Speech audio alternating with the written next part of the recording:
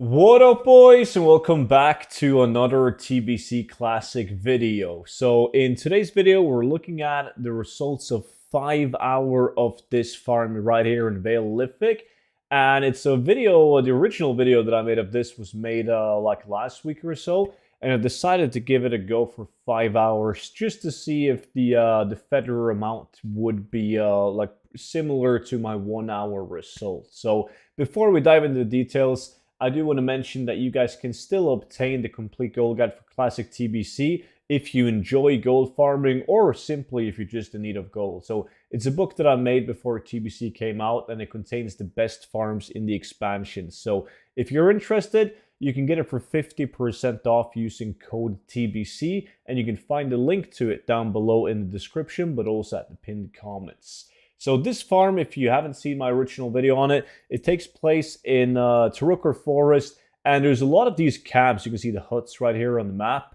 There's a lot of these camps where you can farm for it, but I tried out like every single spot, and this one down here, down southwest, was the spot where I got the best results, because there's not that many people leveling at this location. The people that are leveling, they're doing a quest where they need to pick up these eggs that are in these nests, but they don't have a quest to kill the mobs, like these cursed eggs.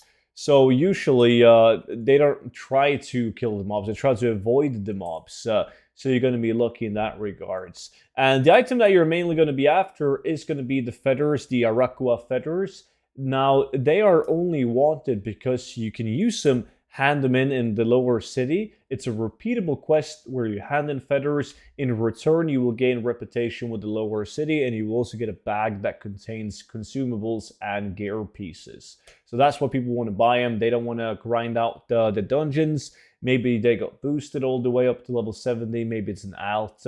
So they want to hit honor the delivering in feathers before they do quests even. It's a very solid way of getting reputation with the lower city if you haven't done the dungeons.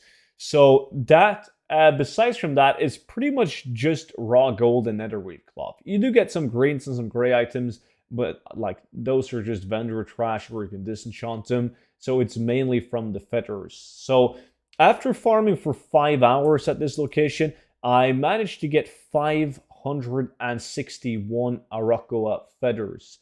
Now, I averaged like 55-ish gold an hour, so it was pretty much the same as my first hour of doing this spot, like the 1 hour results. So that results in 275 gold-ish in 5 hours. And then you don't get that much netherweave cloth because they also drop rune cloth. So I only got 359 rune cloth from 5 hours. Now, the gold is going to be in the feathers. Like, if I sell these feathers for like roughly gold each, I'll make like 800 gold in 5 hours. If I sell them at the price that they were at originally when I made this video, I'm looking at like 1,000 gold in 5 hours, so 200 gold an hour. Now, however, if the feathers go up to my predicted price of like 2 gold each, it's going to be a very solid gold farm. But right now at 200 gold each, as a level 70, there's going to be better alternatives for me in terms of gold making. But if you're leveling, it's a great farm to do because these mobs are like level 63, level 64. So it's a super solid farm to do at lower level just to get enough gold to buy your epic round mount or even save up some gold for whenever you hit 70 to get that flying mount. But that was also it for today's video. So if you guys want me to do more of these 5 hour result videos, then simply let me know by typing so in the comment. And if you have any suggestions as well on what I should do, then type that down below as well. But that's it for now. Thank you all so much for watching, and I will see you all back in on tomorrow's video. But until then, bye bye.